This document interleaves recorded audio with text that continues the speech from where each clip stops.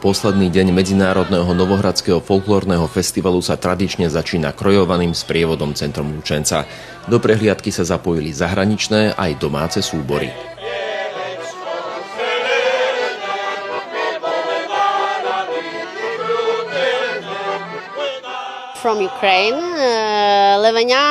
Sme z Ukrajiny. Levenia znamená v preklade malý lev. Sme združenie, ktoré zahrania dva kolektívy, detský a dospelý súbor.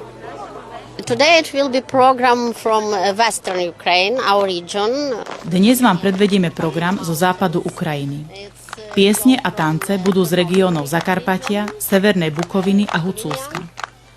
Odtiaľ sme čerpali námety na naše vystúpenie.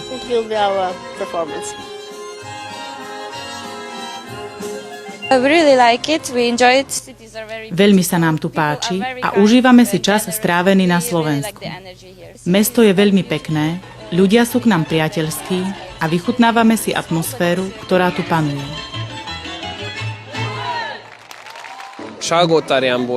Prišli sme zo Šalgotariánu a priniesli sme ukážky tancov z Horného Číka a z Mezőségu.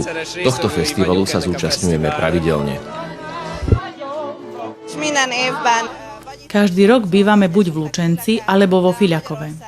Za maďarskú stranu zároveň zabezpečujeme organizáciu a spoluprácu medzi slovenskými a maďarskými účastníkmi.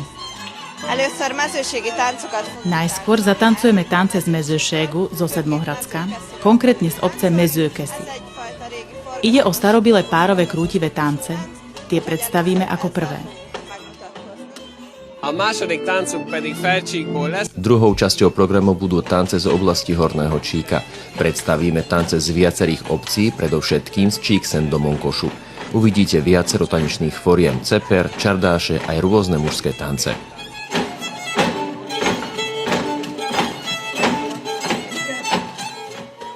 Súčasťou festivalu bola aj prehliadka ľudových hudieb zahraničných súborov v altánku Mestského parku či etnografická prednáška o paličkovanej čipke v podaní Michaely Škodovej.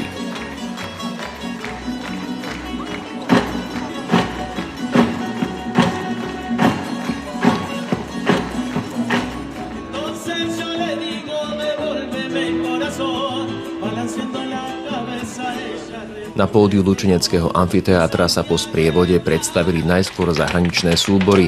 V ďalšom večernom programe vystúpil súbor Sľuk s predstavením Slovensko. Dnes sme prišli do Lučenca s programom Slovensko, ktorý pozostáva z rôznych hudobno-tanečných regiónov od západu až po východ, napríklad Handielci, Chorovody, Beťáre, horehronský tanec, rôzne spevy z Gemera alebo nový tanec s názvom S perinami, kde sú na jednom javisku spoločne speváčky a naše tanečnice. Veľmi pekný tanec. Tento program pozastáva zo starších tancov, ktoré sme, dá sa povedať, v úvodzovkách vytiahli zo starších programov. Niektoré sú úplne nové a tak sme poskladali tento program do nového šatu.